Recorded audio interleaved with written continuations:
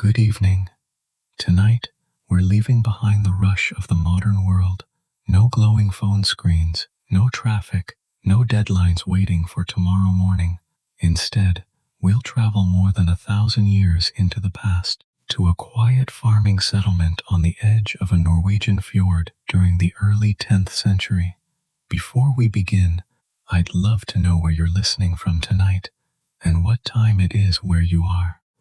I always enjoy seeing how many different corners of the world gather together for these peaceful journeys through history. Now, if you're comfortable, settle into your favorite sleeping position. Pull your blanket a little closer if the room feels cool.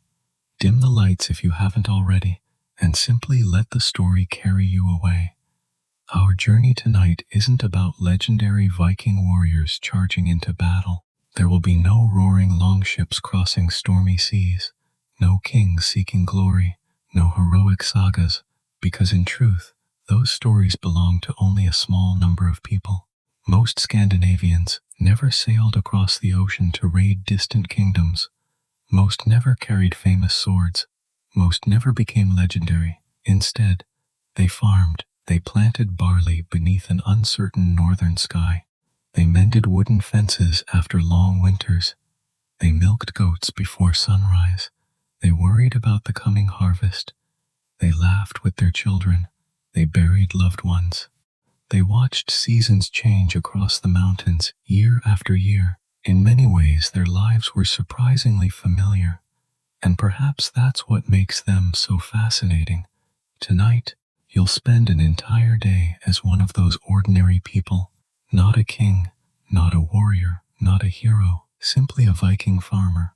Our story takes place sometime around the year 900. Historians cannot point to one exact village where this day unfolded.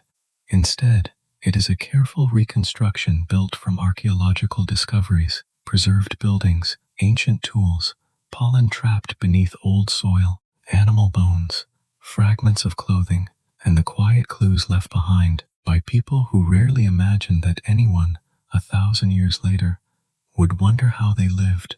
Whenever the evidence is uncertain, I'll tell you, whenever historians disagree, we'll take the most widely accepted view, because history is often less about absolute certainty and more about patiently piecing together countless small fragments of the past. Take one slow breath. Imagine the air becoming colder. The scent of pine replaces the smell of your room. A salty breeze drifts inland from the sea. Somewhere in the darkness, waves gently lap against smooth stones. Above you, stars fill a sky untouched by city lights. The year is 900. Electricity has not yet been imagined. There are no clocks ticking on bedside tables, no engines, no airplanes overhead. Only wind, water animals, fire, and people. Far ahead, barely visible beneath the fading stars, a handful of buildings rest quietly against the landscape. Their roofs seem almost part of the earth itself, covered in thick layers of grass that have grown through the seasons. Thin ribbons of smoke curl upward into the cool night air. This is home, not a castle, not a city, just a small farming community, where perhaps 20 or 30 people live together, bound by family, friendship, and necessity. Around the settlement stand low wooden fences, built as much to keep wandering animals inside as hungry predators outside. Beyond them stretch rough fields scattered with stones. This is difficult land to farm. Long ago, great glaciers carved these valleys, leaving behind rocky soil that demands endless patience. Every spring, more stones seem to appear. Every year, someone must carry them away. To the south, dark forests climb steep hillsides, pine, birch, spruce. They provide timber for houses, fuel for fires, and game for hunters fortunate enough to find it. To the north lies the fjord, calm tonight. Its waters reflect the stars so clearly that sea and sky seem almost joined together. The ocean is both friend and danger. It brings fish, trade, visitors, but it also brings storms powerful enough to destroy boats in moments. Many people imagine Viking life as constant adventure, yet most days were wonderfully ordinary. There were fences to repair, bread to bake, Animals to feed, shows to patch, wood to split. Life was shaped not by dramatic battles, but by quiet routines repeated across generations. Those routines made survival possible. Without farmers, there would have been no famous voyages. Without harvests, there would have been no warriors. Without ordinary families, there would have been no Viking age. Tonight, we'll walk beside those families. We'll wake with them before dawn. We'll share their meals. We'll work their fields. We'll rest beside their fire. And perhaps, by the time night returns once more, you'll see the Viking world not as a place of endless violence, but as a landscape filled with ordinary people living extraordinary lives, simply because history remembered them by only one small part of who they truly were. As our eyes adjust to the darkness, one building slowly becomes clearer than the others. It is longer than you expected, perhaps 25 meters from one end to the other. Its walls are built from sturdy oak posts, packed with woven branches and clay to keep out the bitter winter wind. The roof, thick with turf and grass, insulates the family below through the freezing Scandinavian winters. This is a longhouse. Inside, several generations sleep beneath the same roof. Grandparents, Pockrent's children, perhaps an unmarried aunt, a visiting cousin, even a trusted farmhand. Privacy, as we know it today, barely exists. Life is shared. Warmth is shared. Work is shared. And sometimes, grief is shared as well. Near one end of the building, a few sheep rest quietly behind a wooden partition. Their body heat helps warm the house through the coldest months. To modern ears, the idea may sound unusual. To a Viking family, it was simply practical. Nothing was wasted. Nothing was taken for granted. The fire at the center of the hall has burned low during the night. Only glowing embers remain. Thin trails of smoke drift upward through an opening in the roof before disappearing into the darkness outside. The smell of wood smoke clings to everything: the walls, the clothing, the blankets, even the hair of those sleeping nearby. Archaeologists have found evidence that many Viking homes remained smoky for much of the day. Though it might seem unpleasant now, that smoke helped preserve the wooden beams, discouraged insects, and even cured meat hung high above the fire. Outside, the eastern horizon begins almost imperceptibly to lighten. Morning is approaching, not because a clock announces it, but because nature always keeps its own time. Soon, the first member of the household will wake. Soon, the fire will be coaxed back to life. Soon, another ordinary day will begin, and you will be there to witness every quiet moment. But for just a little while longer, everything remains still. The sheep breathe softly, the embers glow faintly, the fjord beyond the walls rests beneath a pale sky, and history itself seems to hold its breath, waiting for the first footsteps of morning. The world is still wrapped in darkness. Only the faintest hint of blue touches the eastern horizon, where mountains rise like silent guardians above the fjord. Inside the longhouse, the warmth of the previous evening's fire has almost disappeared. The glowing embers at the center of the room pulse softly beneath a blanket of white ash, their orange light gently flickering across the rough wooden walls. No one has spoken for hours. The only sounds are quiet breathing, the occasional rustle of wool blankets, and somewhere near the far end of the hall, a sheep shifts its weight before settling once more. If you were expecting a peaceful silence, you might be surprised. A Viking longhouse was never completely quiet. Timber creaked as it adjusted to the cool night air. The wind whispered beneath the thick turf roof. A dog, curled near the doorway, occasionally twitched in its sleep. Even the fire seemed alive, giving a gentle sigh each time a glowing ember collapsed into ash. These were the sounds of home. No clocks marked the passing of time. No church bells echoed across the valley. Instead, the people who lived here trusted something far older, their own bodies, and the rhythm of nature. For generations, they had learned to wake when the world itself began to stir, very slowly, Someone moves. It is not you. It is the oldest woman in the household. Perhaps she is a grandmother. Perhaps she has seen 60 winters, an impressive age in this part of the world. Years of hard work have bent her back slightly, but experience has taught her something the younger members of the family have not yet mastered. She knows exactly how to wake without disturbing everyone else. Carefully, she pulls a thick wool blanket around her shoulders. The air is cold enough that each breath forms a faint mist. She kneels beside the fire pit. For a few quiet moments, she simply watches the embers. There is still life hiding beneath the ash. Good. That means no one will need to start a new fire from scratch. To a modern family, relighting a fire might seem like a small inconvenience. To a Viking household, losing the night's fire could mean spending precious time and energy creating another one with flint, steel, and dry tinder. Keeping the embers alive through the night was a daily habit, passed from one generation to the next.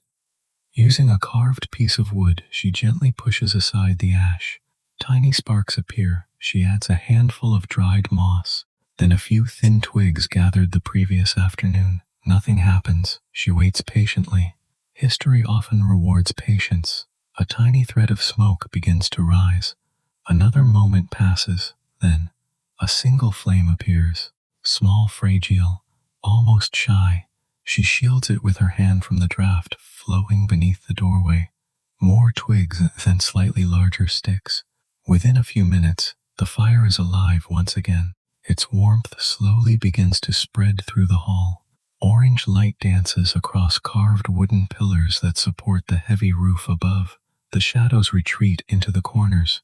One by one, others begin to wake.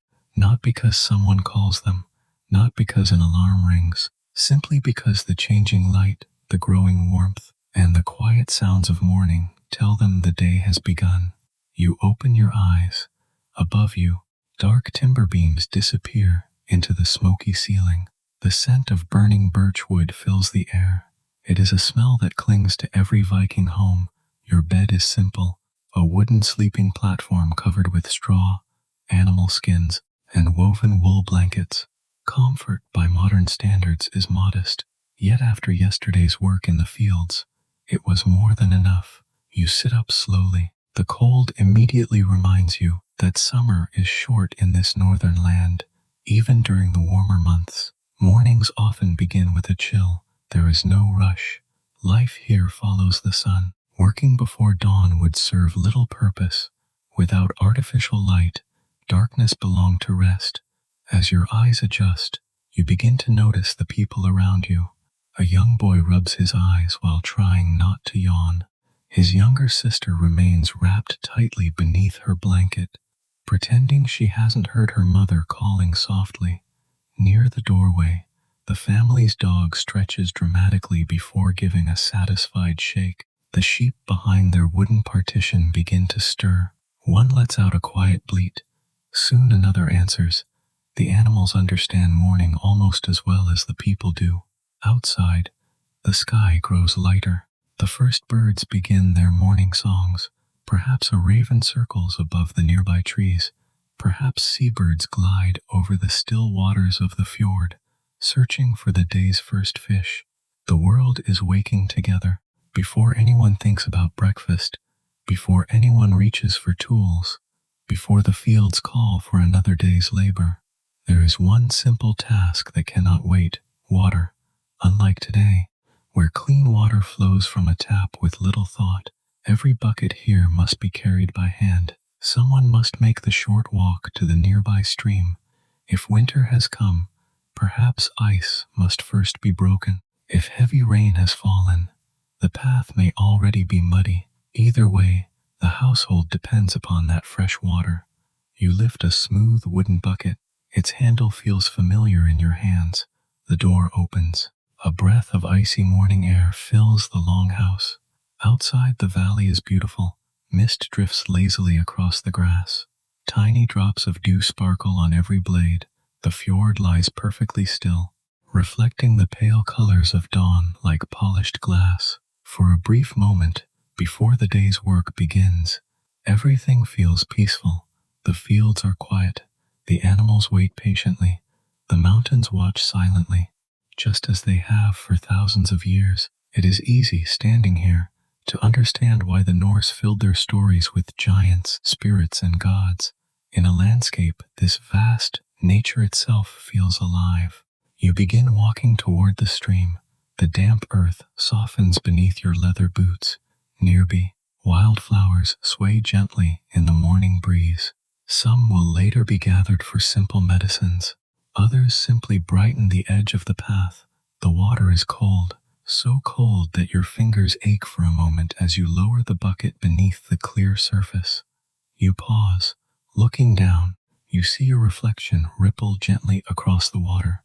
Not a warrior, not a king, not the hero of an old saga, just another farmer.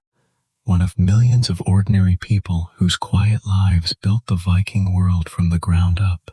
And in many ways, their stories are the ones most worth remembering. The bucket feels heavier on the return walk, not because the water weighs any more than before, but because the day has truly begun.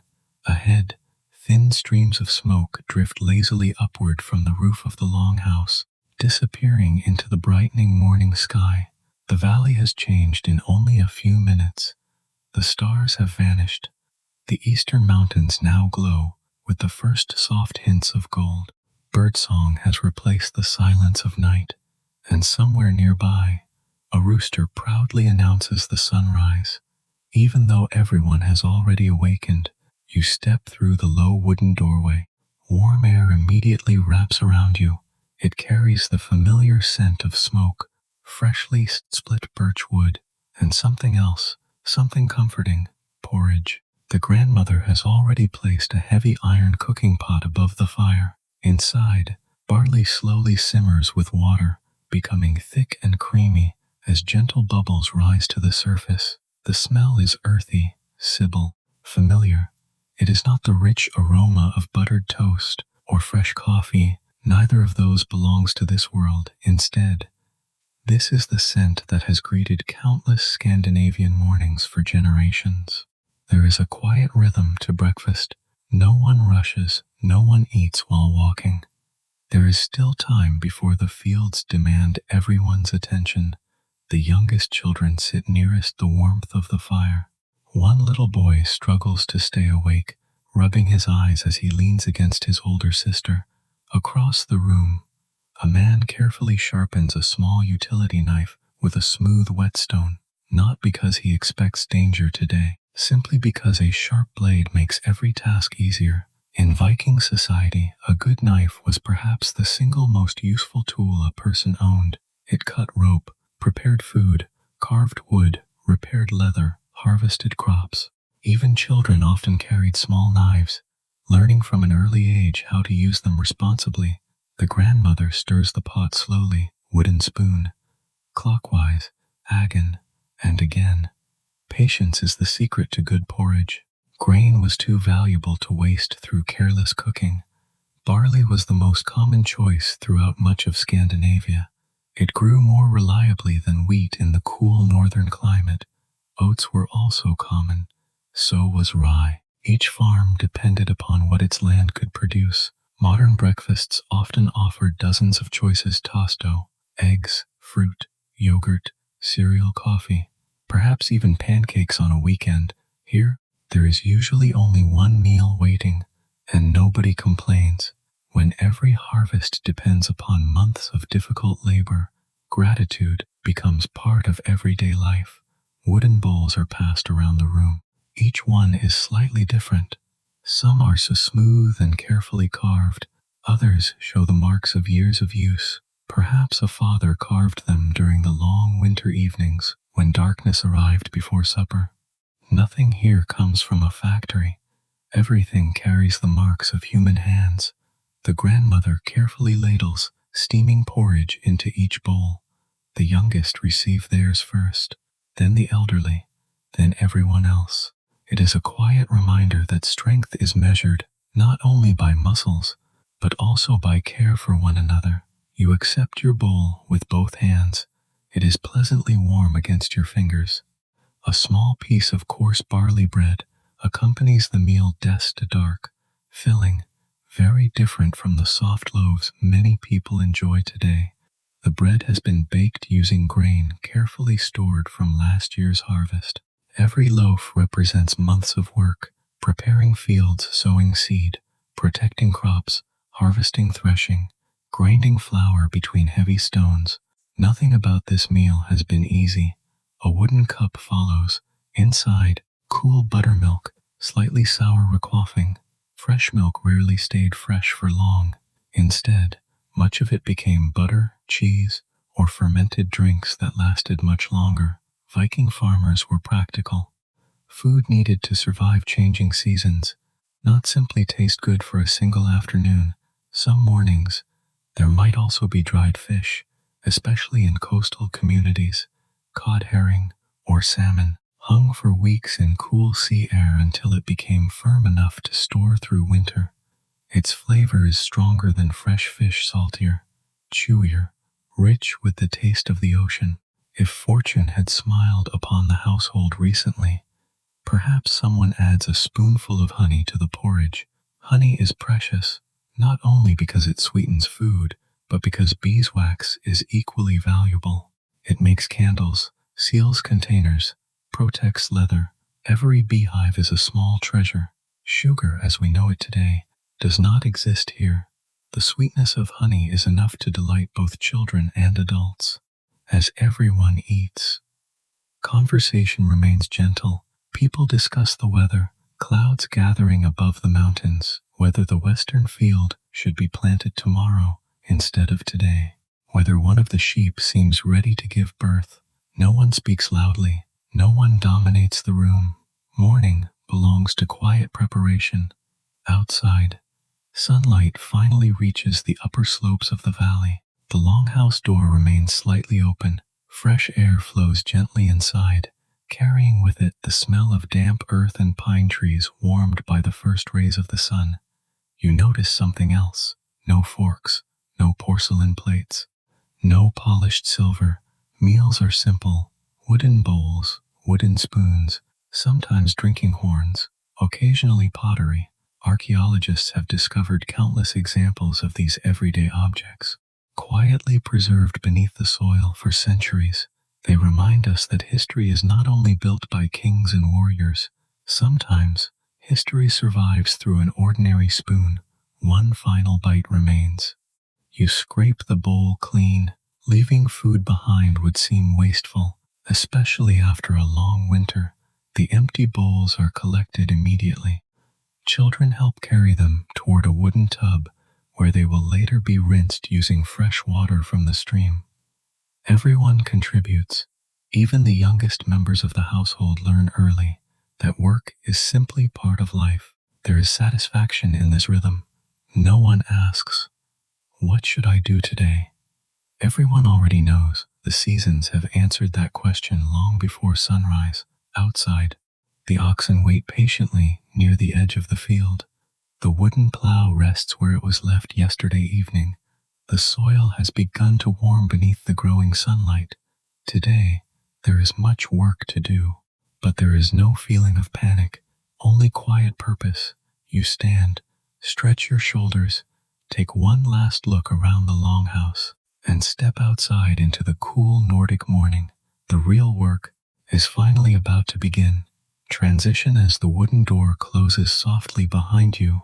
The smell of fresh earth replaces the smell of smoke. The valley is fully awake now. The fields are waiting, and beyond them, another ordinary day in the Viking Age quietly unfolds. The wooden door closes quietly behind you. For a brief moment, you simply stand still. The morning has fully arrived. The air is crisp, clean, and carries the faint scent of salt drifting inland from the fjord. Tiny droplets of dew cling to every blade of grass, catching the first rays of sunlight like countless little stars scattered across the ground. The valley is awake now, not suddenly, but gradually. A raven glides silently overhead, somewhere beyond the nearby trees. A woodpecker taps patiently against an old pine trunk. Farther down the slope, A pair of sheep begin grazing without the slightest concern for the busy day ahead. Nature follows its own quiet schedule, and today you'll follow it too. You begin walking toward the fields. The path beneath your boots is uneven. Small stones press against the leather soles with nearly every step. That is one thing visitors from warmer lands often noticed about Scandinavia. It is beautiful, but it is not generous. The land asks for effort. Every field you pass has earned its place through years, sometimes generations, of patient labor. Long before these crops were planted, families cleared forests by hand. They cut trees with iron axes, burned tangled roots, dragged away enormous stones left behind by ancient glaciers. Even now, those stones continue to appear. Every spring, the frost pushes new rocks toward the surface, and every spring, someone carries them away again. Farming here is never truly finished. It simply begins again. As you reach the edge of the field, the soil looks different from the rich black earth found in many parts of Europe. It is thinner, lighter, mixed with gravel and small stones. At first glance, it doesn't seem like a place where much could grow. Yet generations of farmers learned its secrets. They understood which patches held moisture after rain, which slopes received the earliest sunlight, which corners remained frozen longest after winter. Knowledge passed quietly from parent to child often mattered more than strength alone. Waiting near the field are two oxen, broad-shouldered, powerful. Thin wisps of steam rise from their noses in the cool morning air. Unlike horses, oxen are slower, but they are dependable. They can pull heavy loads for hours without complaint.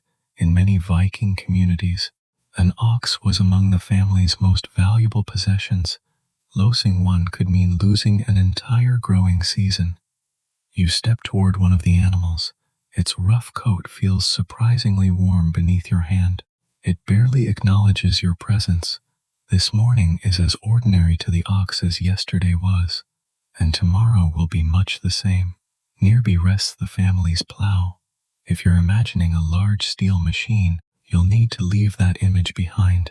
This is something much simpler, much older. Known today as an ard, it is little more than a sturdy wooden frame fitted with a small iron tip. Unlike modern plows, it does not turn the soil over completely. Instead, it scratches narrow lines into the earth, just enough for seeds to settle beneath the surface. By modern standards, it might seem inefficient, yet for centuries, it served farmers remarkably well. You lift the wooden handle. Its surface is smooth where countless hands have held it before. The polished wood tells its own story. Every scratch, every worn edge, every repaired joint speaks of years of careful use. Nothing here is disposable. If something breaks, it is repaired, again and again, until it can serve no longer. The leather harness is fastened around the oxen. They begin moving almost immediately, slowly, patently. The wooden plow groans as it bites into the earth. A shallow line appears behind it. Dark soil rises gently to either side. The sound is almost hypnotic. Wood creaking, leather stretching, heavy footsteps pressing into damp ground. For a while, nothing else exists. One straight row, then another, then another. Modern life often celebrates speed. Finish quickly. Move faster. Do more. But here, speed has very little value. Carefulness matters far more. A crooked row wastes precious seed. A broken plow wastes precious time. A tired ox wastes precious strength. Everything depends upon steady, patient, deliberate work. As the morning sun climbs higher, you notice the smell of freshly turned earth, rich, cool, slightly sweet. It mingles with the scent of damp grass and distant pine forests. For a brief moment, you stop to wipe your brow, although the air remains cool. Your body has already begun to warm from the effort. Across the valley, other families are working too. Tiny figures move through neighboring fields. From this distance, they seem almost timeless. 1,000 years later, A farmer pausing to rest beneath the morning sun would look remarkably familiar. The tools may change, the clothing may change, but the quiet satisfaction of honest work, perhaps that never changes at all. Soon, someone appears carrying a woven basket.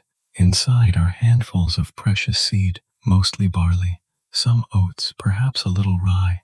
Barley is the heart of this farm. It grows reliably in Scandinavia's cool climate. It becomes bread, porridge, ale, even animal feed when necessary. Without barley, survival becomes much more difficult. Each handful of seed represents hope and risk. Every grain placed into the ground is one that cannot be eaten today. Instead, the family places its trust in tomorrow. You kneel beside one freshly cut furrow. The soil feels cool against your fingertips. One by one, you scatter the seeds, not carelessly, not hurriedly. Years of experience have taught every farmer how much space each plant will eventually need. Too close, and they compete for sunlight. Too far apart, and valuable land is wasted. Even something as simple as planting grain carries quiet wisdom gathered over generations. The breeze grows a little stronger. It carries the salty smell of the sea. You glance toward the fjord. Sunlight now dances across its surface in thousands of shimmering reflections. Somewhere out there, merchant ships may already be traveling toward distant markets. Some may carry walrus ivory, furs, amber iron, or timber. Yet here, none of that feels especially important. The world beyond the fjord can wait. Right now, your entire world is contained within these few acres of earth. Because every future journey, every feast, every celebration, every winter survived, begins with this simple field. The row is finished. You straighten your back slowly. The oxen stop as if they understand the moment. A cool breeze brushes across your face. The morning is still young. There is much work ahead. But there is also something deeply satisfying about looking behind you and seeing neat lines stretching across the earth. Quiet evidence that another day has been well begun. By now, the morning sun has climbed above the eastern mountains. Its golden light spreads slowly across the valley, warming the frost that still lingers in the shadows. The work in the fields will continue later.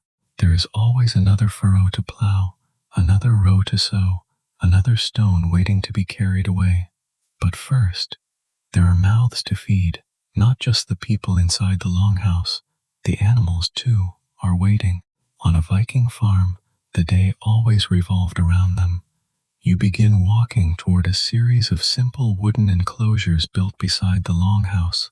They are not large, just sturdy fences made from split logs and woven branches. Nothing is decorated, nothing is unnecessary. Every piece of wood has been cut, shaped, and carried here by hand. As you approach, the sheep notice you first. Several lift their heads from the grass. One lets out a soft bleat. Another wanders closer, curious but cautious. Their thick wool hangs unevenly across their bodies. These are not the fluffy sheep many people imagine today.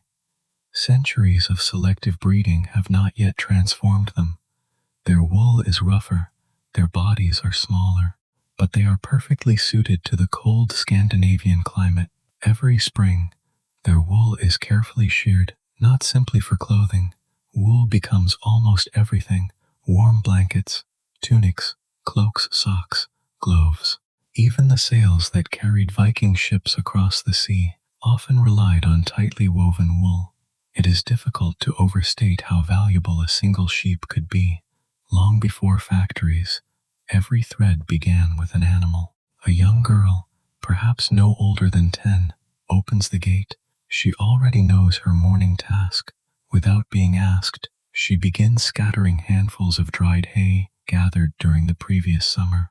The sheep crowd together eagerly, watching her. It becomes clear that childhood here is very different from childhood in the modern world. Children do not wait until adulthood to become useful. They learn by helping. Every chore is also a lesson. Every season teaches another skill. Nearby, A pair of goats climb effortlessly onto a pile of stones, searching for tender leaves growing between the cracks. Goats are remarkable animals. Where sheep prefer open pasture, goats happily explore steep hillsides and rocky slopes. They eat plants that many other animals ignore, brush small branches, wild herbs. In difficult years, their ability to survive almost anywhere could mean the difference between hunger and comfort. One of the older women carries a smooth wooden bucket beneath a quiet brown goat. She sits on a small stool carved from a single piece of timber. The goat barely moves. It has repeated this routine hundreds of times before. The rhythmic sound of milk striking the wooden pail fills the morning air. Soft, steady, almost musical fresh milk will not last very long, especially once summer arrives. So much of it will soon become butter. Soft cheese, or a thick fermented drink similar to yogurt. These foods store far better than fresh milk. A Viking family is always thinking ahead, not just about today, but about winter. Winter is never very far from anyone's thoughts. Even in midsummer, preparations quietly continue, because everyone remembers the last harsh winter, and everyone knows another one will come. Not far from the goats, you hear a different sound, a low, gentle grunt. The pigs have awakened. Unlike the sheep, they show little interest in greeting visitors. Instead, they continue searching the ground with determined snouts. Pigs were excellent at turning scraps into food.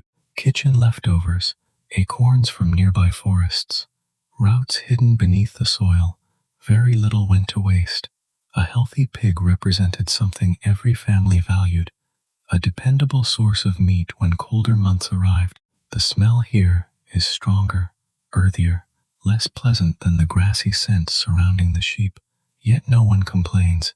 This is simply another part of farm life. Every useful animal leaves its own mark upon the landscape. A few steps farther, a horse raises its head.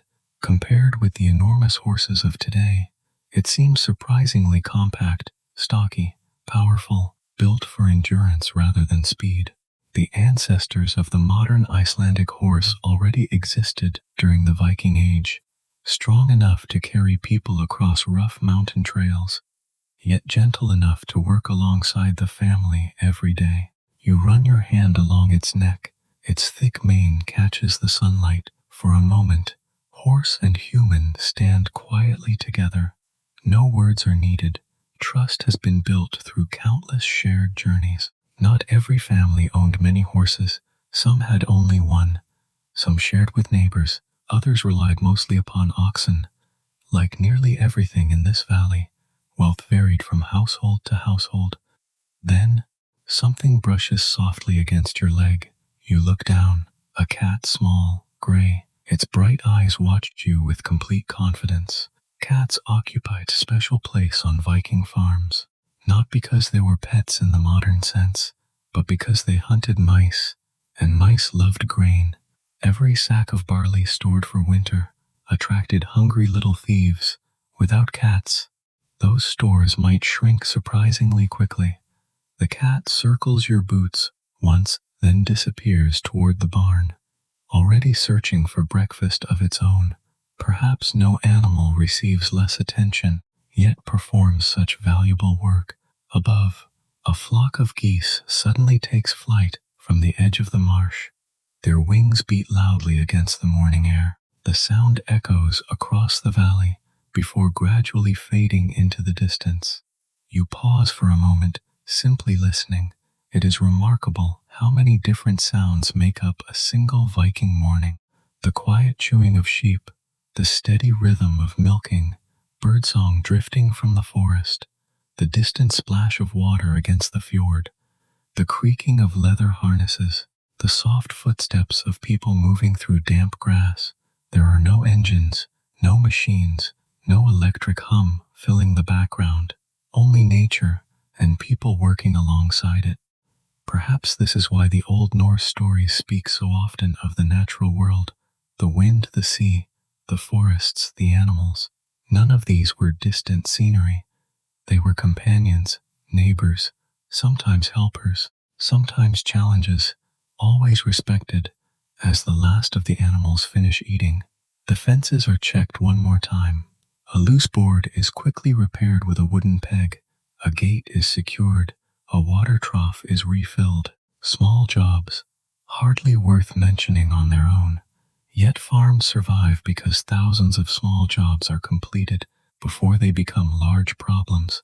The sun now stands noticeably higher above the valley. The cool morning air is beginning to soften.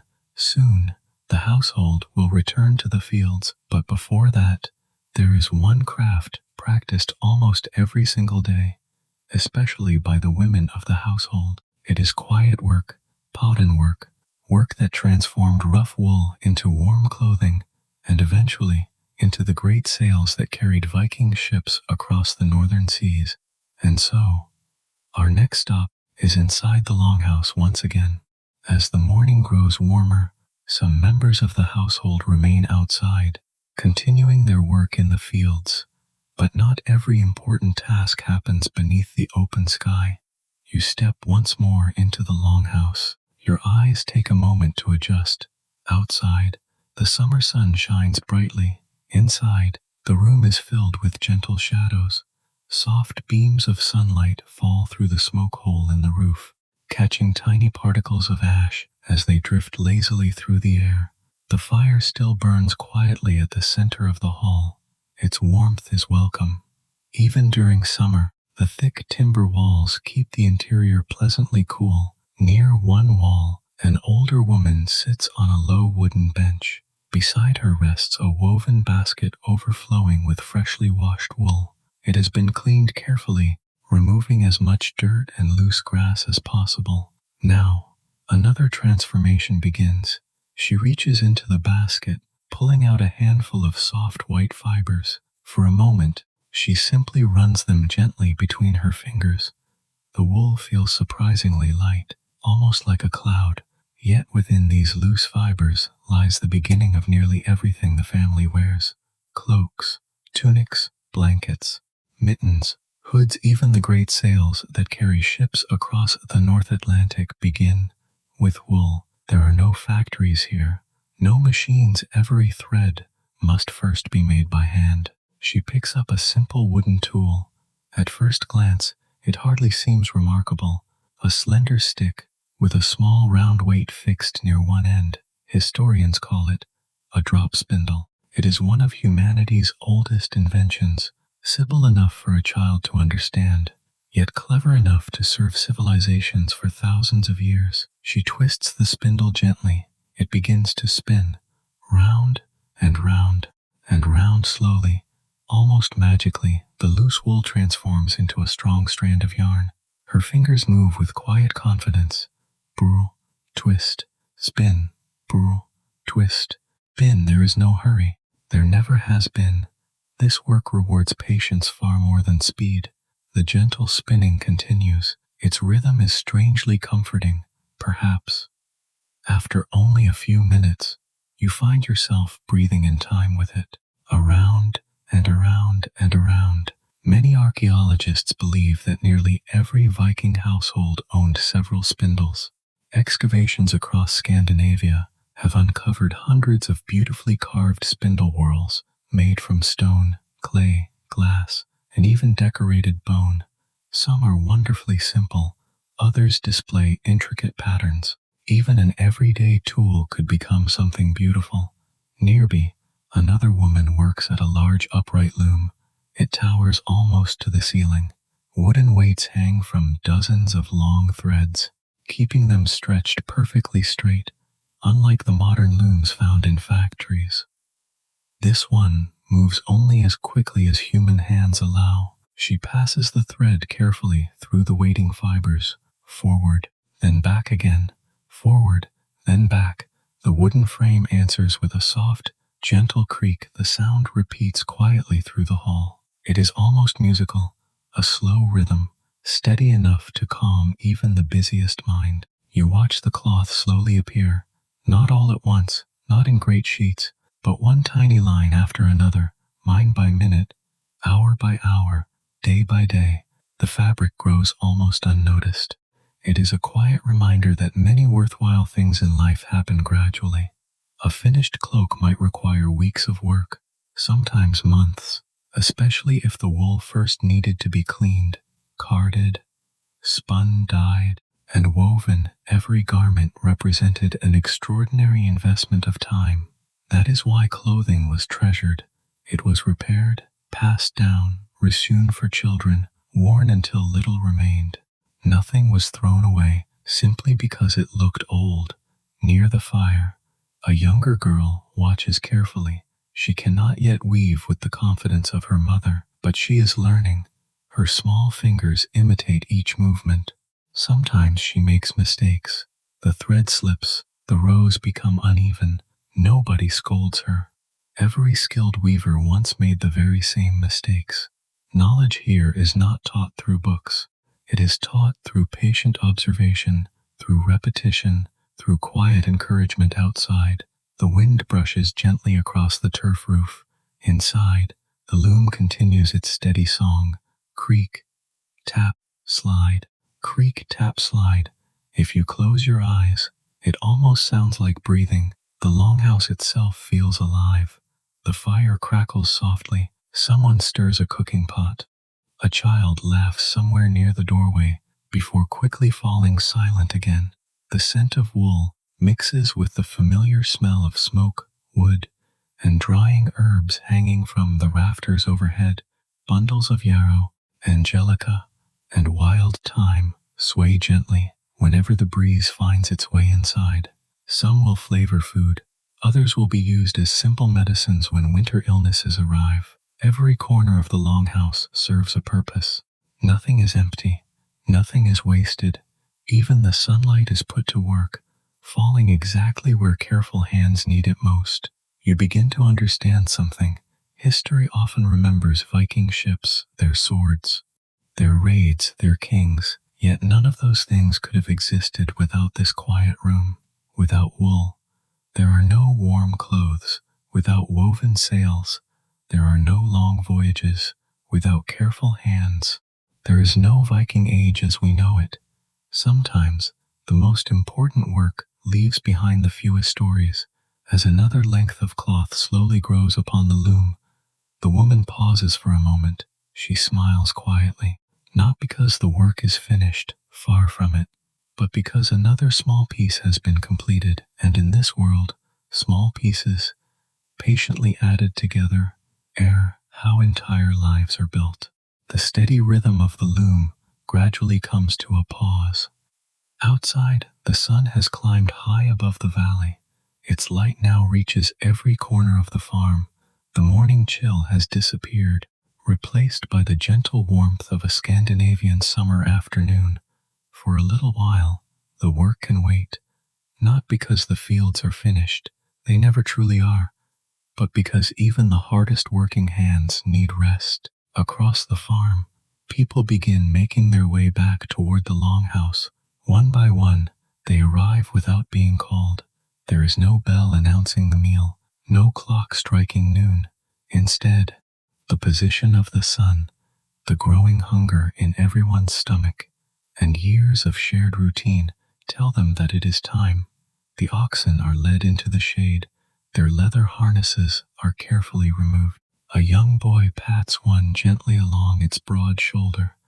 Before carrying a wooden bucket toward the nearby stream, the sheep settle quietly beneath a fence where patches of cool grass remain untouched by the sun.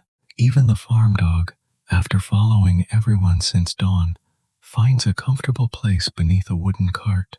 The entire farm seems to exhale. Inside the longhouse, the air is pleasantly warm.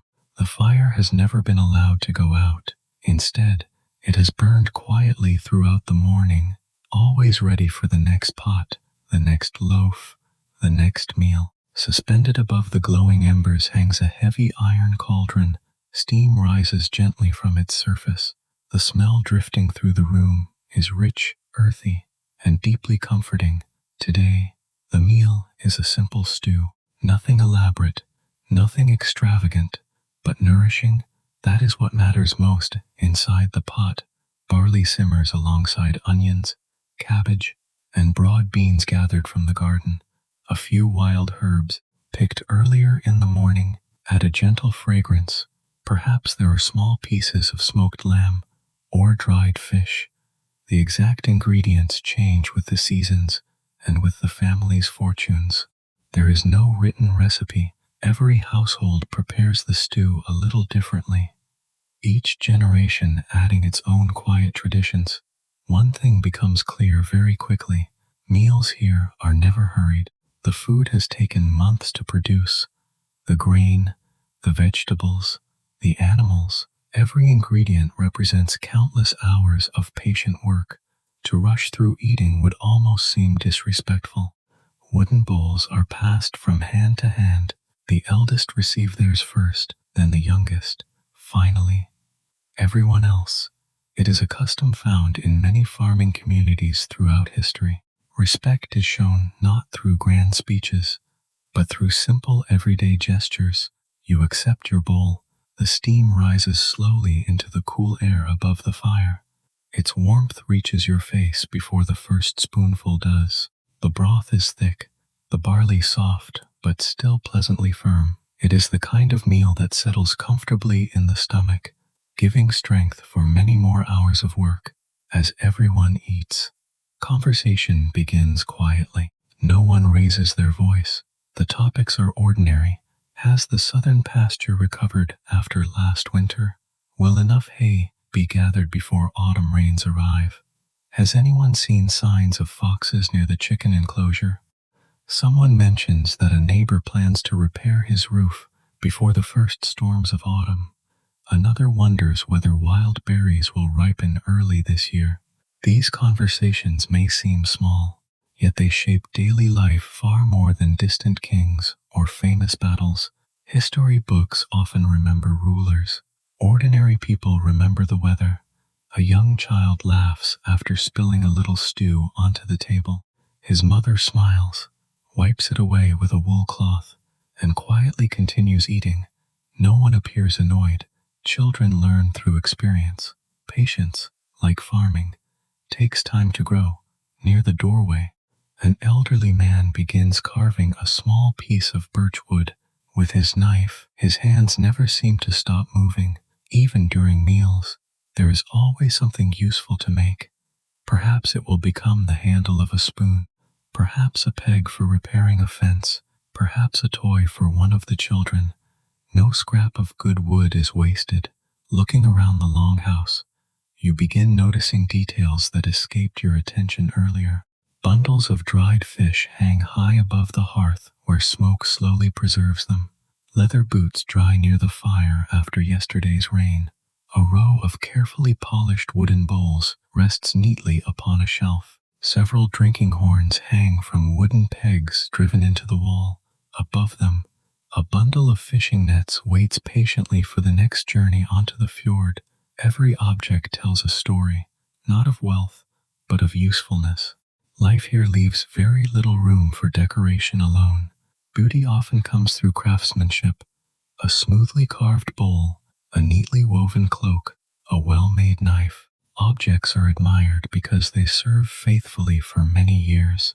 Outside, a gentle breeze carries the scent of pine through the open doorway. The fjord sparkles beneath the afternoon sun far in the distance. You notice something moving upon the water. At first, it is little more than a dark shape. Slowly, it becomes clearer. A boat, not a great warship. Not one of the famous dragon-prowed vessels that often appear in paintings. Just a modest trading boat, perhaps carrying timber, perhaps wool, perhaps barrels of dried fish. Trade was woven quietly into everyday Viking life. Even small farming communities were rarely isolated from the wider world.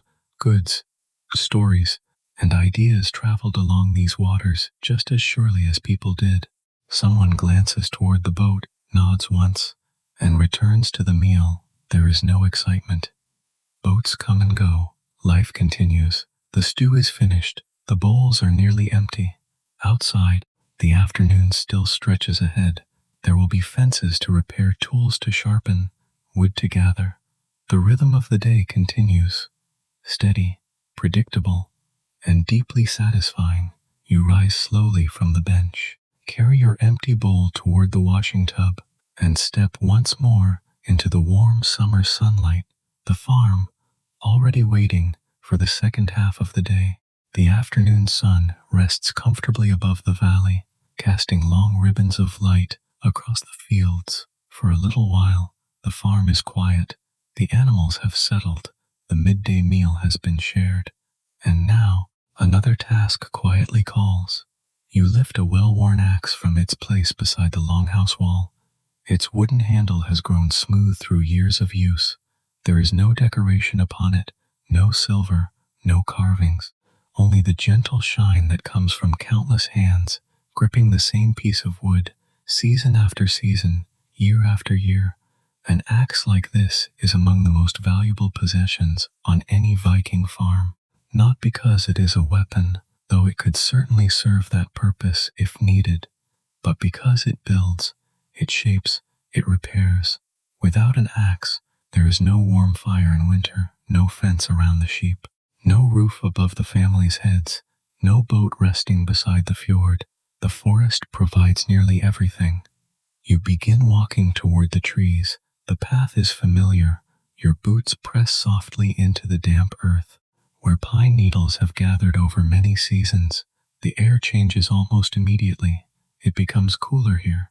The scent of salt from the fjord slowly fades, replaced by the rich fragrance of pine resin, fresh moss, and damp bark. Above, towering spruce and pine trees sway gently in the afternoon breeze. Their branches whisper to one another high overhead. Sunlight filters through the forest, falling in scattered patches across the ground. Some places glow with warm golden light, others remain cool and shaded. It feels almost like stepping into another world. A raven calls somewhere in the distance. Its deep voice echoes between the trunks before fading into silence. Many people today imagine ravens only because of Norse mythology, the birds of Odin watching the world from above. But to a Viking farmer, a raven is something much more ordinary, just another familiar neighbor of the forest, sometimes helpful, sometimes noisy, always present. The path narrows. Fern leaves brush gently against your boots. Wild blueberries grow beneath patches of sunlight. A few remain on the bushes. Most have already been gathered by children earlier in the week. Every journey into the forest offers little gifts: berries, mushrooms, medicinal herbs, firewood, straight branches for tool handles. Nothing is overlooked. Nothing is considered too small to matter. You pause beside an enormous pine tree. Its trunk is wider than you can comfortably wrap your arms around. It has likely stood here for centuries. Perhaps it was already growing when your grandparents were children. Perhaps even before that. Trees like this were treated with respect, not because people feared them, but because great trees required generations to grow. Cutting one was never done carelessly. Instead, your attention turns toward a smaller tree nearby, straight, healthy, about the thickness of your arm, perfect for replacing part of a broken fence. You rest one hand against the bark. The rough surface feels cool beneath your fingertips. For a quiet moment, there is no sound except the wind. Then, the first swing, the axe bites cleanly into the wood, a sharp, solid thwack. Small chips scatter across the moss. You pause, not because you're tired, but because rushing only wastes strength. Another swing, then another. Each strike follows the same steady rhythm. Lift, swing, pause, lift, swing, pause. The sound carries softly through the trees. Far away, someone working another part of the forest might hear it and recognize it immediately. Not danger, simply another neighbor gathering wood for the coming seasons. Before long, the tree begins to lean. Very gently, almost reluctantly, there is a soft crack, then another. The branches sway one final time, and with a slow rustling sound, the tree settles onto the forest floor. No dramatic crash, only the quiet end of one life, beginning another soon. Its wood will warm a family through winter. Become part of a fence, perhaps even a cradle for a newborn child. Nothing ends here. Everything changes. You kneel beside the fallen trunk. The fresh scent of pine fills the air. It is wonderfully clean, almost sweet. Tiny drops of sticky resin shimmer in the afternoon light. You understand why Scandinavian forests have always been treasured. They are more than collections of trees. They are storehouses of life itself. Nearby, a red squirrel darts along a fallen log. It pauses only long enough to study you with bright, curious eyes. Before disappearing high into the branches, life continues all around you, quickly, podly, without concern for human plans. As you gather smaller branches into a neat bundle, your thoughts drift. Perhaps tomorrow will bring rain. Perhaps next week, neighbor will gather to help repair a damaged roof. Perhaps autumn will arrive a little earlier this year. Life here is always lived one season ahead. The future is measured not in months, but in harvests, not in years, but in winters survived. You tie the bundle together with a length of twisted rope, not too tightly, just enough that it rests comfortably across your shoulder. The walk home begins. As you leave the shelter of the trees, the sunlight greets you once again. The valley stretches peacefully before you. Smoke rises lazily from the longhouse. The sheep are still grazing. The fjord sparkles beneath the afternoon sky. For a brief moment, everything feels exactly as it should. And perhaps, for the people who lived here, that quiet feeling of enough was a kind of wealth all its own. As you leave the edge of the forest, the bundle of firewood resting comfortably across your shoulder, you hear something that has been absent for much of the day. Laughter, not loud, not wild, just the gentle laughter of children enjoying a quiet afternoon. You follow the sound toward the open space beside the longhouse. There, beneath the shade of a broad birch tree, 3 children have gathered. The oldest cannot be more than 12. The youngest, perhaps 5. Their chores have been finished for now. There is still plenty of daylight remaining, and for a little while, the afternoon belongs to them. One child balances carefully on a fallen log, arms stretched wide, pretending it is the narrow edge of a great ship sailing across stormy seas. Another has arranged smooth stones into neat little circles, inventing rules that only the children themselves fully understand. The youngest watches closely, trying to imitate every movement. Children have always done this, in every century, in every corner of the world. Learning first by watching, then by trying, and finally, by teaching someone even younger. Many people imagine Viking childhood as harsh from beginning to end. Certainly, life demanded responsibility at an early age, but responsibility did not leave room for joy. Children laughed, they played, they explored streams, climbed trees, and imagined adventures just as children do today. Their toys were different, yet their curiosity was wonderfully familiar. Archaeologists have uncovered small wooden horses, tiny carved boats, simple dolls, and even miniature weapons carefully crafted for children. Some toys were made by parents during the long winter evenings. Others may have been carved by older brothers or loving grandparents. Each one represented precious time, and time was one of the greatest gifts anyone could give. Nearby, one little boy proudly carries a tiny wooden sword tucked beneath his belt. It looks impressive, at least to him, but its edges are rounded smooth. It is clearly made for play, not for fighting. He swings it through the air, defeating invisible enemies that only he can see. Within moments, he abandons the battle completely, distracted instead by a bright butterfly drifting across the meadow. Perhaps children have never changed quite as much as we imagine. A girl kneels beside a shallow stream. She carefully places a small stick into the flowing water, then another soothes. She has built a tiny bridge, no larger than her hand. She watches proudly as the current flows beneath it. No audience applauds. None is needed. The satisfaction comes simply from making something. Much of childhood here is filled with quiet imitation. A little girl wraps scraps of wool around a smooth branch, pretending to spin yarn like her mother. Another child uses a dull practice knife to shave thin curls from a piece of soft wood, copying the careful movements of his grandfather. No formal lessons begin with ringing bells. There are no classrooms, no rows of desks. Instead, the entire farm becomes the classroom. The fields teach patience, the forest teaches caution, the animals teach responsibility, and the seasons teach everyone. As you watch the children, you notice how naturally older ones care for the younger. When the smallest child stumbles over a tree root, an older sister quietly reaches down to help.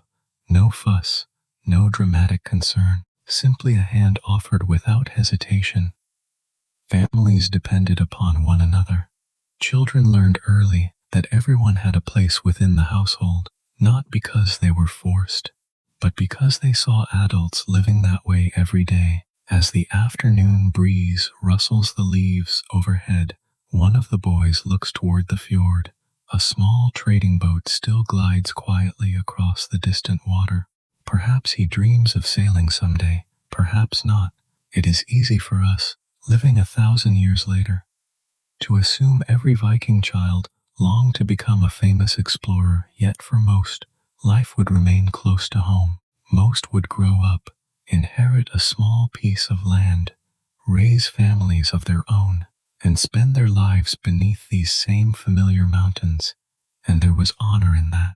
History often celebrates those who traveled far, but communities survive because many people choose to stay. The children now gather around an elderly woman sitting outside the longhouse. She begins telling a simple story while slowly mending a wool cloak. No one interrupts. The youngest lean forward. The older children pretend not to listen, while secretly hanging upon every word. Stories are everywhere in Viking life. Not always the great tales of gods and heroes. Sometimes they are simply family stories. How a grandfather rescued a sheep from deep snow. How a fox stole a chicken one autumn. How the harvest was so abundant one summer that grain filled every storage bin. These small stories become family history, passed from one generation to the next. As the tale comes to an end, the children scatter once more. One races toward the sheep. Another follows a dragonfly dancing through the tall grass. The smallest sits quietly, collecting interesting pebbles beside the path. You cannot help but smile. Looking at them, it becomes wonderfully clear that childhood has always contained the same quiet magic. The details change, the clothing changes, the language changes, but the curiosity, the imagination, the simple delight of discovering the world remain timeless. The afternoon sun begins its slow journey westward. The shadows grow just a little longer.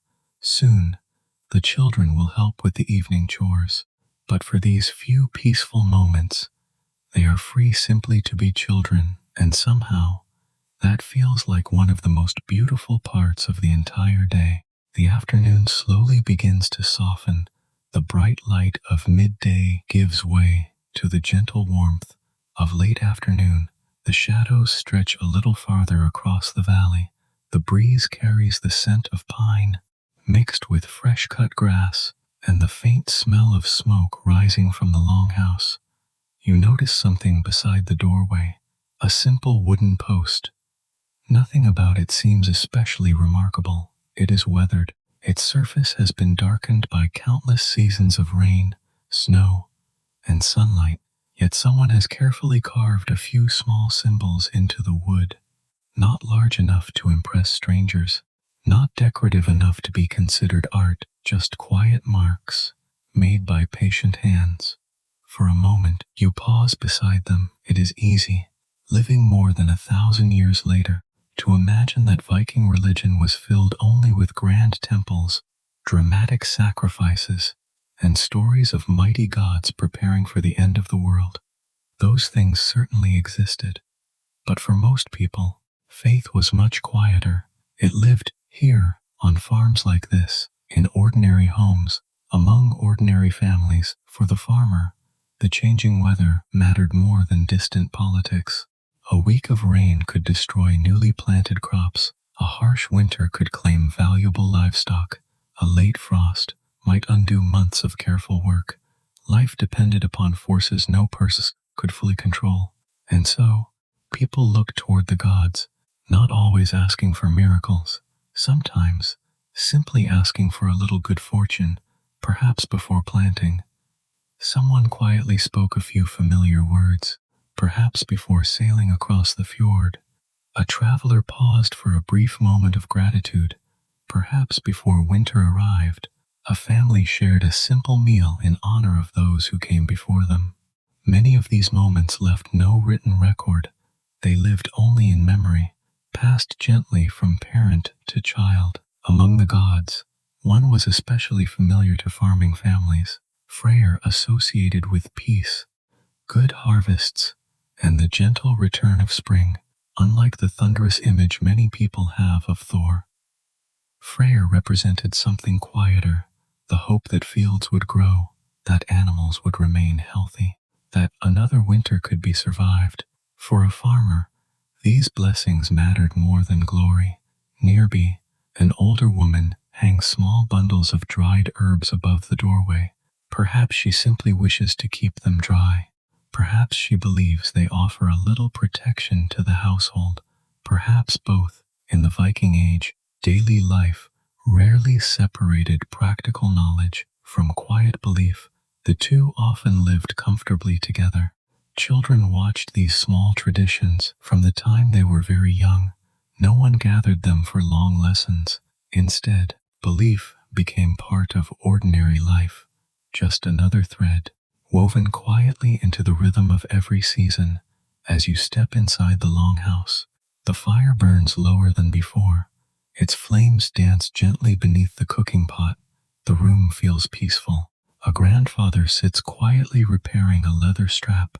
Nearby, someone hums a simple melody while preparing vegetables for the evening meal. Outside, a raven lands briefly upon the roof. It tilts its head, almost as though observing the busy household below. For many Norse people, ravens held special meaning, not because every raven carried a message from the gods, but because these intelligent birds had shared the Scandinavian landscape with people for countless generations. Sometimes, the natural world itself felt sacred, not because it was separate from everyday life, but because it was woven into it. The towering forests, the rushing rivers, the sea, the mountains, each reminded people that they lived within something far greater than themselves. Modern life often encourages us to separate work, nature, and spirituality. For many Viking families, those boundaries barely existed. Planting grain, caring for sheep, repairing a roof, giving thanks for rain, all belong to the same quiet rhythm. As the afternoon light grows softer, you notice a small wooden bowl resting upon a shelf. Inside lies a single piece of fresh bread. No one reaches for it. Perhaps it has been set aside for someone returning late from the fields, or perhaps it forms part of a simple household offering. Historians cannot always know. The archaeological evidence tells us many things, but not every quiet custom leaves a clear trace behind. Sometimes, history asks us to accept uncertainty, and perhaps that uncertainty carries its own quiet beauty. Outside, the wind stirs the tall grass. The sheep lift their heads for only a moment before returning to their peaceful grazing. Life continues, just as it always has, whether the gods are watching or not. The fields still need tending. The animals still need caring for. Children still laugh. Bread still rises beside the fire. And tomorrow, the sun will rise once again above the fjord. Perhaps that simple promise was miracle enough. You step back outside. The valley now glows beneath the warm light of late afternoon. Everything seems softer, calmer, more peaceful than before. The carved symbols beside the doorway remain exactly where they have always been. Quiet witnesses, to countless ordinary lives, lives rarely remembered by name, yet no less important than those of kings or heroes. The afternoon slowly gives way to evening, not suddenly but so gradually that you almost fail to notice. The sunlight has changed. Gone is the bright white light of midday. Now, everything is painted in soft shades of gold. The mountains surrounding the valley seem taller somehow, their slopes glowing beneath the lowering sun. Long shadows stretch across the fields. The air cools ever so slightly. It carries with it the familiar scent of freshly cut grass, warm earth, and the gentle salt of the nearby fjord. This is the hour when a Viking farm begins to slow, not because the work is finished. There is always another task waiting, but because every person understands that daylight is precious. Soon, there will be no more of it. You walk toward the pasture once again. The sheep have wandered farther than before. Their quiet bells create a gentle rhythm as they move through the tall grass. Clink, pause, clink, pause. The sound drifts peacefully across the valley. One by one, the animals begin making their way back toward their enclosures. No one shouts. No dogs bark wildly. The routine is so familiar that both people and animals know exactly what comes next. A young boy opens the wooden gate.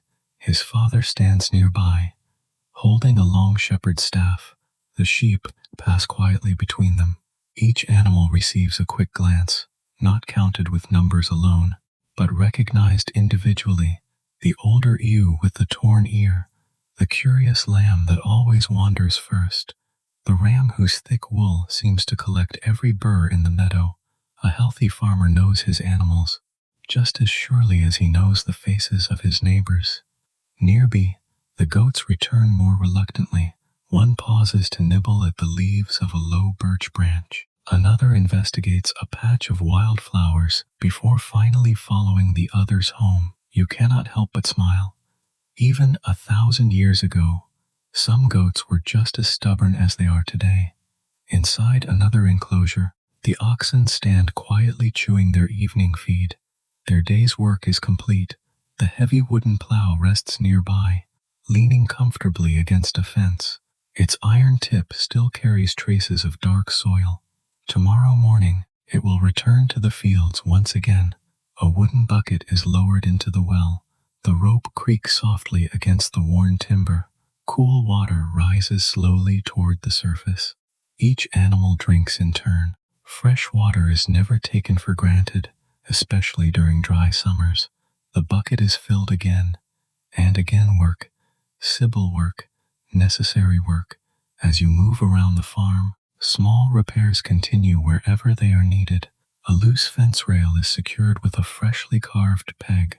A worn leather strap is tightened. A cracked wooden handle is carefully wrapped before it has the chance to split completely. Modern life often waits until something breaks completely. Here, maintenance is simply part of daily life. A few careful moments today prevent many difficult hours tomorrow.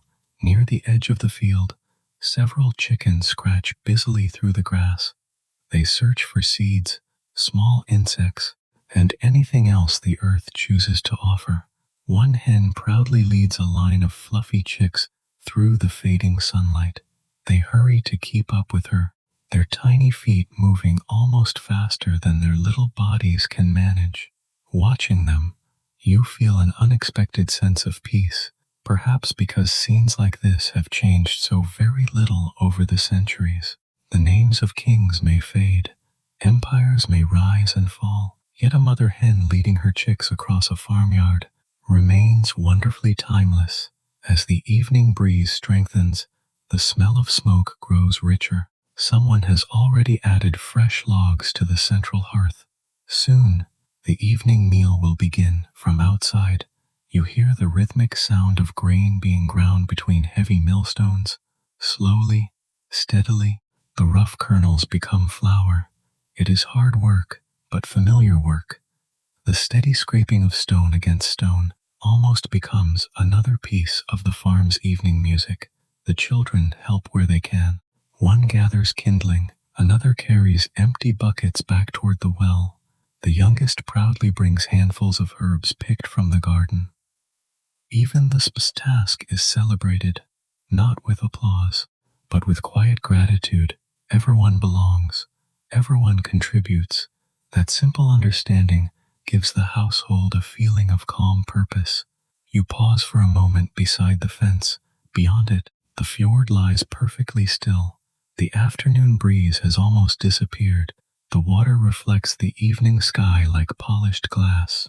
A lone seabird glides silently across its surface, leaving barely a ripple behind. Far beyond the mountains, other families are finishing these same evening chores, lighting their fires, gathering their sheep, preparing their meals. The Viking world is vast, yet in this moment, it feels wonderfully close. One ordinary farm among thousands, one ordinary evening, shared across the north. The first stars have not yet appeared, but you know, they soon will. The day's work has gently folded itself into memory. The tools are returned to their places. The gates are secured. The animals are safe. There is satisfaction in knowing that nothing important has been forgotten. You take one last slow walk around the farm. Everything feels peaceful, complete, ready to rest. The last of the evening light slowly slips behind the mountains. For a few quiet moments, the valley glows with soft shades of amber, rose, and deep blue. Then, almost without noticing, the world begins to grow darker. One by one, the family returns to the longhouse. The wooden door opens. A cool breath of evening air follows everyone inside. Before the warmth of the fire welcomes them home, the hearth has been burning all day. It is the heart of the house, never truly forgotten, never allowed to grow cold. Fresh pieces of pine rest upon the glowing embers. They release a pleasant scent, rich with warm resin. The flames dance softly, casting golden light across the timber walls. Shadows move slowly across the ceiling beams. Nothing is hurried here. Outside, night is approaching. Inside, time seems to slow. The long wooden table fills once again, not with luxury but with comfort. Freshly baked barley bread rests upon a wooden board. Its crust is dark, its center warm and dense. A simple knife slices each loaf into thick pieces. No one worries whether every slice is perfectly even. What matters is that everyone receives enough. The stew prepared earlier still simmers gently above the fire. Its flavors have deepened through the afternoon. Barley, cabbage, onions, perhaps a few pieces of smoked lamb or dried fish, simple ingredients patiently transformed into something deeply satisfying. A small wooden bowl of fresh butter is placed upon the table. Nearby, a little soft cheese made from goat's milk. If the season has been kind, there may even be wild berries gathered from the forest, blueberries, lingonberries, or sweet cloudberries from distant marshes. Not every evening offers such treats. That is precisely what makes them special. The youngest child reaches eagerly toward the bread, then pauses waiting, not because someone has spoken, but because everyone knows the quiet rhythm of the meal. The elders begin first, then the children, then the rest of the household. Respect here is rarely announced. It is simply practiced. Wooden cups are quietly filled. Some contain cool spring water, others a weak ale brewed from barley. Safer to drink than standing water in many places, and common at nearly every meal. Despite modern imagination, this is no great feast. There are no overflowing tables, no roasted boars turning dramatically over great fires. Those celebrations certainly happened on special occasions, but ordinary evenings were ordinary, and perhaps that is exactly what makes them beautiful. The family begins eating. For a little while, the room grows wonderfully quiet. Only the gentle sounds of wooden spoons against bowls, the crackling fire, and the soft sigh of the wind outside. The day's work has earned this silence. No one feels the need to fill every moment with conversation. Sometimes, sharing peaceful company is enough. You notice the grandmother smiling gently as she watches the youngest child carefully dipping bread into the warm stew. A little broth drips onto the table. She quietly wipes it away with a cloth, without saying a word. These tiny moments, repeated thousands of evenings across countless generations, rarely appear in history books. Yet they formed the true rhythm of ordinary life. Near the fire, a kettle hangs above the glowing coals. Inside, water gently warms with wild herbs, yarrow, mint, perhaps a little thyme. The fragrant steam slowly fills the room. The scent is comforting, fresh, earthy. You breathe deeply. The warmth of the longhouse, the smell of bread, the quiet company, everything invites the body to relax. Outside, the wind rustles gently through the grass. The sheep have settled for the night. The horses stand quietly beneath the stars that are beginning to appear. Somewhere far away, an owl calls from the edge of the forest. Its voice echoes softly through the valley. Inside, the youngest children begin to yawn. One leans comfortably against a parent's shoulder.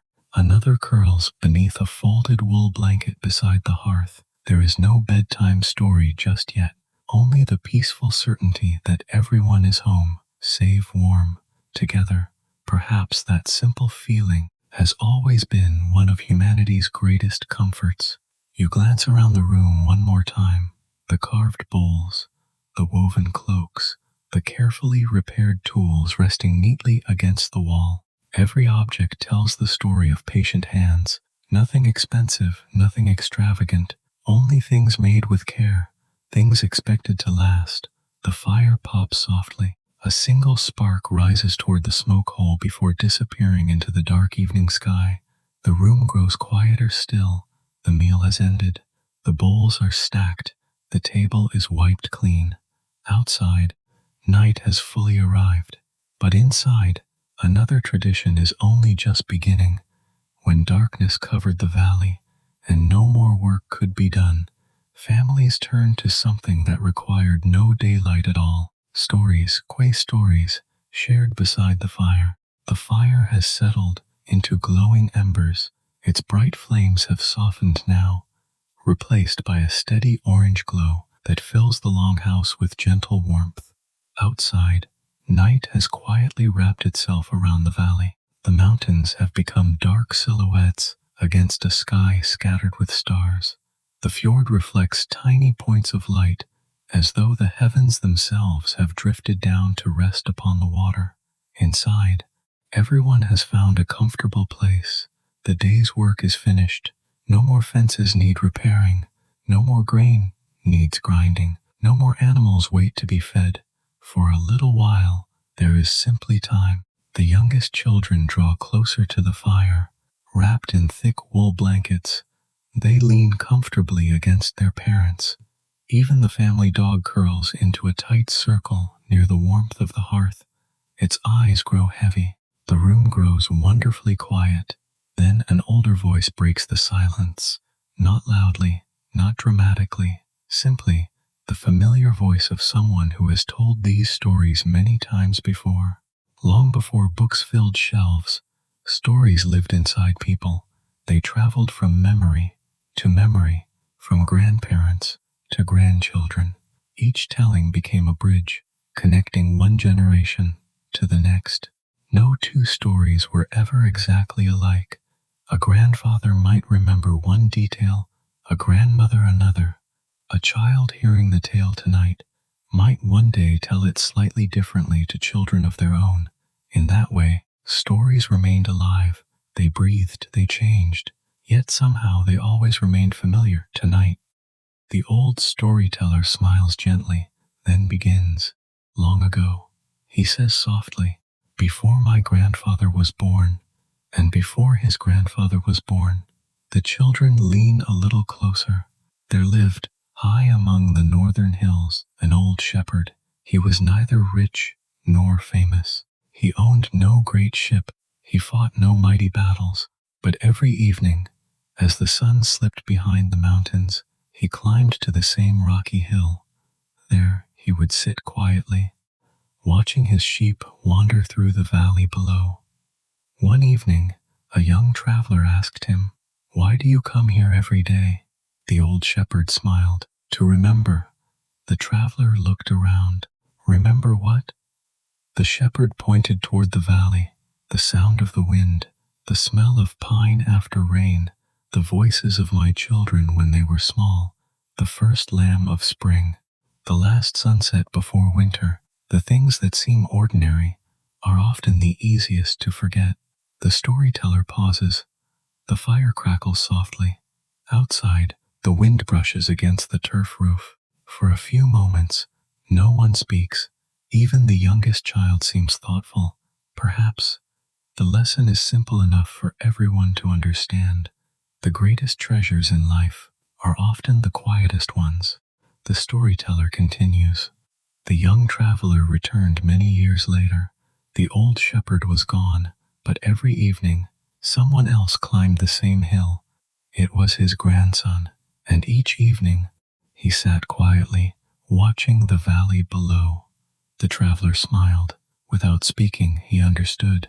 Some traditions do not survive because they are written down.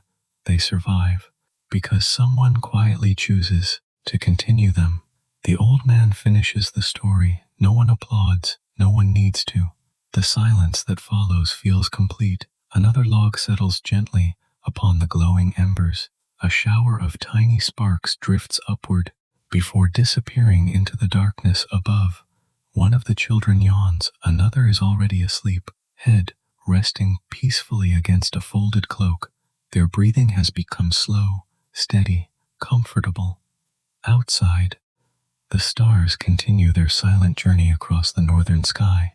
Somewhere beyond the valley, other families sit beside other fires, sharing other stories, different words, different voices, yet perhaps the very same feeling. Across the Viking world, countless ordinary evenings ended just like this, not with celebration, not with excitement, but with warmth, family, myrrh, and the quiet understanding that tomorrow the sun would rise once again. The storyteller leans back. His work, like the day's labor, is finished. Only the fire continues speaking now. Its gentle crackling fills the room, soft, steady, almost like a heartbeat. You close your eyes for a moment. The warmth reaches your face. The smell of pine smoke lingers in the air. The longhouse feels peaceful, safe, timeless. And for a little while, it almost seems as though the outside world has disappeared completely. The fire has grown smaller now. Its bright flames have become glowing embers. Their gentle orange light dances quietly across the wooden walls, painting familiar shadows that have appeared here, night after night, for generations. Outside, the valley rests beneath a blanket of darkness. The fields, so busy beneath the morning sun, have become silent. The sheep lie close together in their enclosure. The horses stand quietly beneath the open sky. Somewhere near the edge of the forest, an owl calls once. Then, silence returns. Inside the longhouse, the youngest children are already asleep. One still clutches a small carved wooden horse. Another has pulled a wool blanket almost over their face, leaving only a few loose strands of blonde hair visible in the firelight. Their breathing is slow, steady, peaceful. The adults speak only in whispers now. A mother folds the last wool cloak of the day. A father places the family's axe back upon its wooden peg. An older woman checks the fire one final time, adding a single log, just enough to carry warmth through the first hours of the night. These are small acts, so ordinary that no one thinks to remember them.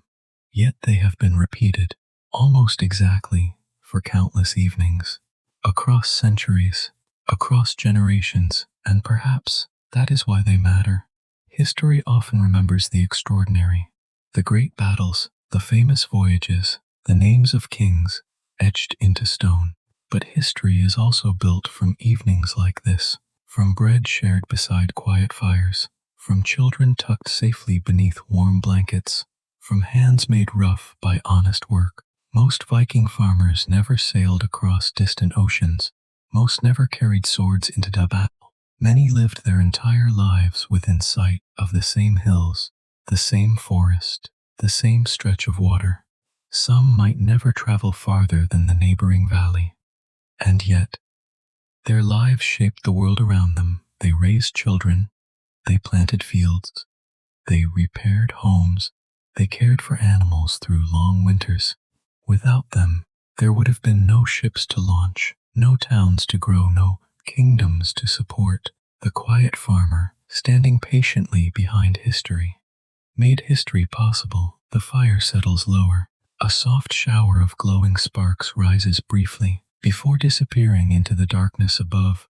The smell of pine smoke lingers gently in the air, mixed with drying herbs, fresh wool, and warm timber. It is a scent no modern photograph can capture.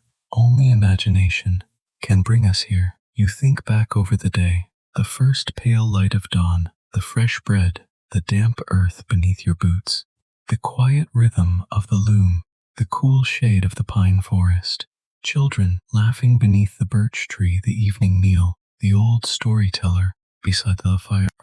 None of these moments were remarkable on their own. Together, they became a life. Perhaps that is true for all of us. Our lives are rarely remembered because of one extraordinary day. They are shaped by thousands of ordinary ones.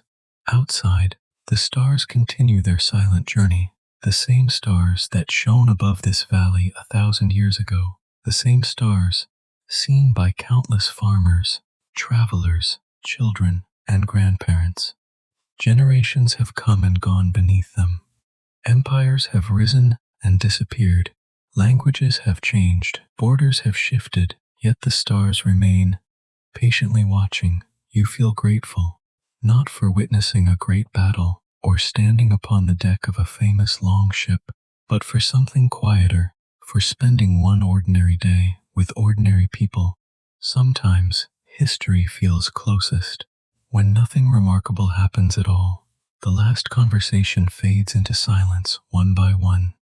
Everyone settles onto simple wooden sleeping platforms, covered with straw mattresses, soft wool blankets, and warm animal furs. The fire glows quietly nearby, enough to keep the chill away until morning.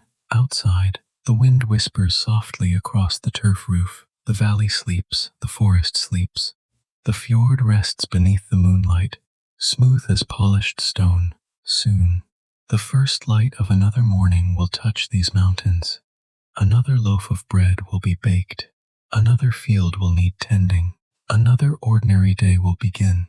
But that day belongs to tomorrow. Tonight, the farm is peaceful. The work is finished. The doors are closed. The family is together. And somewhere, far beyond the centuries, you have quietly become part of their evening. So, as the fire burns gently lower and the stars drift silently overhead, allow your own thoughts to become just as calm, just as steady, just as peaceful. And if sleep has not already found you, perhaps it is only a few quiet moments away. Good night. The longhouse has finally grown quiet. The fire burns gently, its warm glow fading into the darkness. The family sleeps peacefully. Their work is finished. Their tools rest upon the wall. Outside, the valley lies beneath a blanket of stars. If we leave the farm now, very quietly, without waking anyone, and continue walking along the narrow dirt path, another part of the Viking world slowly begins to appear. It is easy to imagine Viking farms as lonely places, standing completely alone beneath the mountains. Some certainly were, but many were not. Across Scandinavia, farms often formed small communities, not villages in the modern sense, with neat streets, shops, and rows of houses. Instead, they were clusters of neighboring farms, each separated by fields, streams, patches of woodland, and rocky hills. A walk of 20 or 30 minutes might bring you to another family, another longhouse, another collection of barns, another hearth glowing gently in the evening. These neighbors depended upon one another. No family, no matter how hard-working, could do everything alone. When a roof collapsed beneath heavy winter snow, neighbor came to help rebuild it. When hay needed gathering before rain arrived, extra hands appeared. When someone became ill, food might quietly arrive at the door. Life demanded cooperation, not because people were unusually kind, but because survival itself often depended upon it. The landscape encouraged this spirit. Scandinavia is beautiful, but it has never been an easy place to farm. Much of the land is rocky, growing seasons are short, winters can be long. A family facing those challenges entirely alone would struggle. Together, their chances improved. Archaeologists have discovered that many Viking farms were surprisingly prosperous, not extravagant, but comfortable. Excavations reveal carefully built longhouses, well-made tools, storage buildings, animal enclosures, and evidence of generations living in the same place. Some farms remained occupied for hundreds of years. Children were born there, grew old there, and eventually, their own grandchildren inherited the same land. Imagine standing upon that same hillside, generation after generation, watching the same sunrise over the fjord, planting the same fields, walking the same forest paths, repairing the same stone walls. There is something deeply comforting about such continuity. Modern life changes so quickly. Homes, job cities, technology, everything seems to move faster each passing year. The Viking farmer lived differently. Time was measured by harvests, by winters, by lambing season, by the return of migrating birds, by the first flowers pushing through melting snow. Nurture was the calendar, and perhaps that slower rhythm shaped people in ways we can still appreciate today. Even disagreements between neighbors rarely remained private for long. Communities were small, people knew one another.